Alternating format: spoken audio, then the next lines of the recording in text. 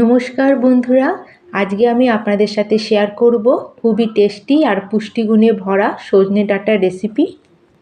সজনে ডাঁটা তো আপনারা অনেক রকমভাবে বানিয়ে খেয়েছেন, কিন্তু একবার এইভাবে ডিফারেন্টভাবে বানিয়ে ট্রাই করে দেখবেন। এটা খেতে খুবই টেস্টি লাগে আর তার সাথে বানানোও খুব সহজ। তাহলে চলুন এটা বানানো শুরু করা যাক।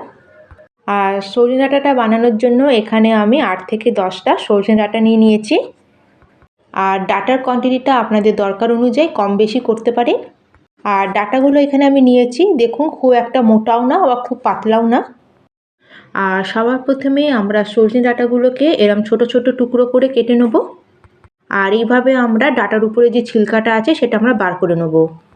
আর এটাকে আমি চপিং বোর্ডের উপরে রেখে এরম কাট করে নিচ্ছি। আপনাদের সুবিধা অনুযায়ী আপনারা এটা বটিতেও কেটে নিতে পারেন।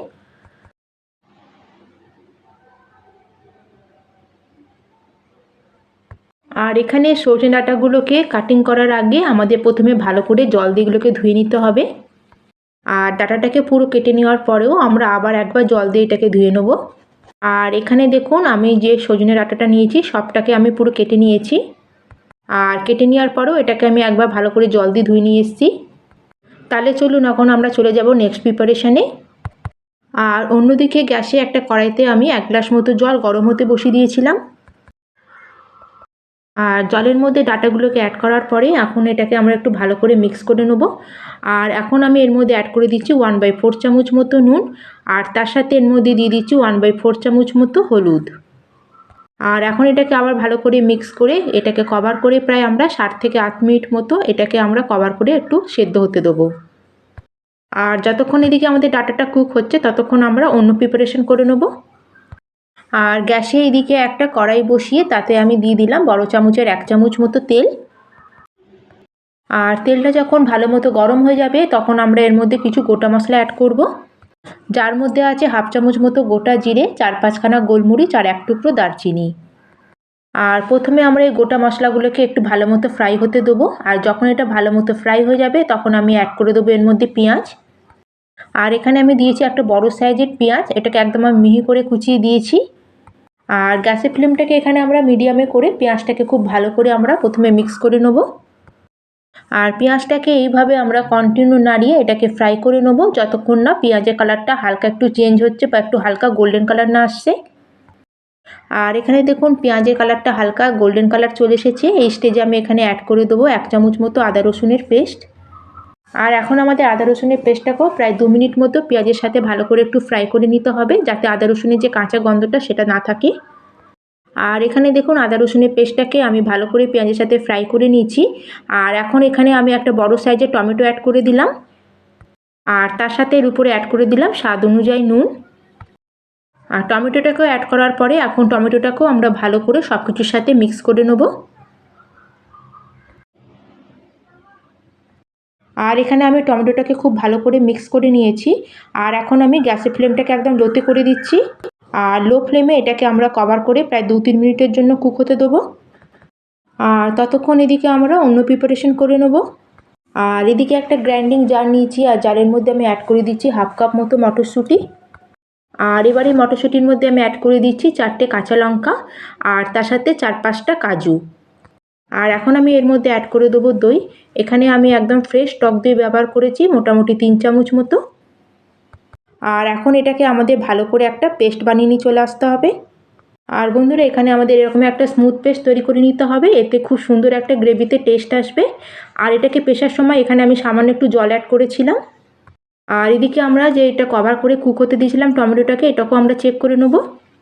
আর এখানে আমার টমেটোটা আগের থেকে অনেকটা সফট হয়ে গেছে আর কুকও হয়ে গেছে ভালো মতো। আবার এটাকে আমরা আরেকবার ভালো করে মিক্স করে নেব। আর টমেটোটাকে এখানে খুব ভালো করে মিক্স করার পরে এখন আমরা দই আর মটর দিয়ে যে পেস্টটা তৈরি করেছিলাম সেটা এখানে অ্যাড করে দেবো।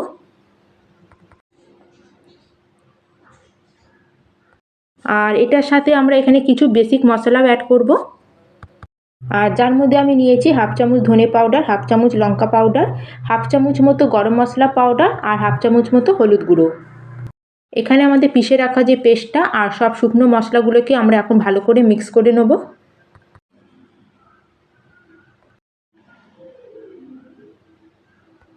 আর এখানে দেখুন আমি সব মশলাগুলোকে খুব ভালো করে মিক্স করে নিয়েছি। এখন গ্যাসের ফ্লেমটা আমরা মিডিয়ামে রাখবো। আর এখন এখানে আমি গ্রাইন্ডিং জারে যে মশলাটা পেস্ট করেছিলাম সেই জারটা ধুয়ে হাফ কাপ মতো জল এখানে অ্যাড করলাম। আর জলটা অ্যাড করার পরে এখানে আমরা পেস্টের সাথে আবার জলটাকে খুব ভালো করে মিক্স করে নেব।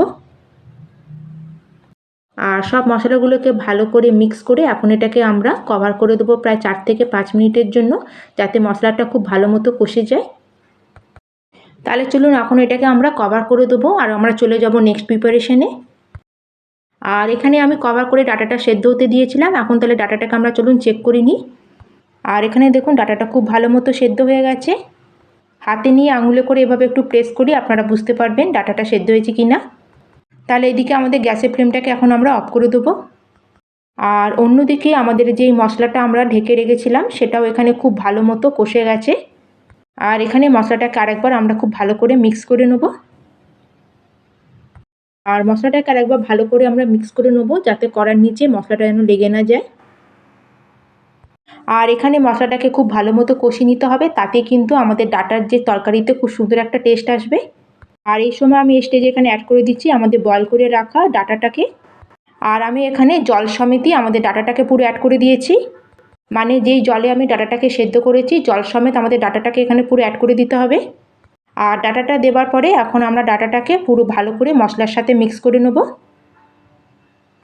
আর সব কিছুকে মশলার সাথে ভালো করে মিক্স করার পরে আমরা এটাকে আরও কভার করে 4-5 মিনিটের জন্য এটাকে মিডিয়াম ফ্লেমে একটু কুক হতে দেবো, যাতে আমাদের সজনে ডাঁটাটা আছে মশলার মধ্যে ভালো মতো কুক হয়ে যায়। আর কিছুক্ষণ কুক হয়ে যাওয়ার পরে এখন আমরা ঢাকনাটা সরিয়ে নেব। আর এখন এর উপর দিয়ে অ্যাড করে দেবো কিছুটা কুচানো ধনেপাতা। আর ধনেপাতাটাকেও ভালো করে আমরা মিক্স করে নেব। আর এখানে আমাদের সজনে ডাঁটা আর গ্রেভিটা খুব ভালো মতো কুক হয়ে গেছে। আর বন্ধুরা এই স্টেজে আপনারা একবার নুনটা চেক করে নেবেন। আমার এখানে সামান্য একটু নুন কম লাগছিল, তাই জন্য আমি এখানে আরেকটু সামান্য নুন অ্যাড করলাম। আর একবার ভালো করে মিক্স করে আমরা এখন গ্যাসের ফ্লেমটাকে অফ করে দেবো। যেহেতু আমরা সজনে ডাঁটাটাকে বয়েল করে এর মধ্যে অ্যাড করেছিলাম সেজন্য এটাকে কুক হতে বেশি সময় লাগবে না। আর তার সাথে এখানে গ্রেভির কনসিস্টেন্সিটাও আমি এরম রেখেছি, এটাকে বেশি আমরা পাতলাও রাখবো না বা বেশি ঘনও করব না, কারণ এটা ঠান্ডা হয়ে যাবার পরে এটা আরও ঘন হয়ে যাবে। তাহলে চলুন এখন আমরা গরমা গরম এটাকে আমরা সার্ভ করে নেব। তাহলে বন্ধুরা আজকের আমার এই রেসিপি আপনাদের কেমন লাগলো অবশ্যই কিন্তু আমাকে কমেন্ট করে জানাবেন। ভালো লাগলে লাইক করবেন, শেয়ার করবেন। আর চ্যানেলটা যদি নতুন বন্ধু হয়ে থাকেন তাহলে প্লিজ চ্যানেলটিকে সাবস্ক্রাইব করে দেবেন। তাহলে আপনারা অবশ্যই একবার এই ডিফারেন্ট ওয়েতে এই রেসিপিটা ট্রাই করে দেখুন, আশা করি আপনাদের খুবই ভালো লাগবে। তাহলে আজকের মতো আমি এখানেই শেষ করলাম, আবার চলে আসবো অন্য একটি নতুন রেসিপি নিয়ে। ধন্যবাদ।